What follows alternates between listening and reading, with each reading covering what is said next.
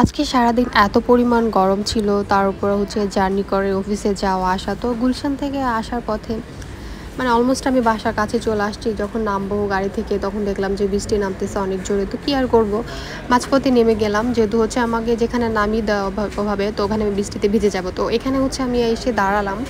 তো দাঁড়াবার পর হচ্ছে দেখলাম যে এখানে অলমোস্ট দাঁড়াতে দাঁড়াতে বৃষ্টি শুরু হয়ে গেল। তো এখানের ওয়েদারটাও ভালো ছিল, তো এখানে দাঁড়িয়ে দিকে আমি বৃষ্টি উপভোগ করছিলাম। আর পাশে প্যারাগনের হচ্ছে মোমো ছিল, তো মোমো দেখছি অ্যান্ড হচ্ছে ভাবলাম যে আসলে কী করবো, যেহেতু হচ্ছে বোর হচ্ছিলাম। তো ওয়েদার অ্যান্ড হচ্ছে মোমো দুইটাই আমি দেখি কী অবস্থা। তো মোমো খাচ্ছি অ্যান্ড হচ্ছে ওয়েদার দেখছিলাম।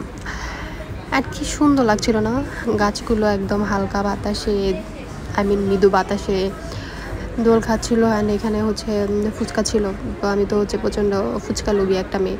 তো কী আর করবো, যেহেতু অলমোস্ট আমি একটা খাবার খাচ্ছিলাম, তো ফুচকা তো আর ওটার মধ্যে খাওয়া যায় না। তো ভাবলাম যে ফুচকাটা পরেই না হয় খাই, আগে হচ্ছে মোমোটা শেষ করি।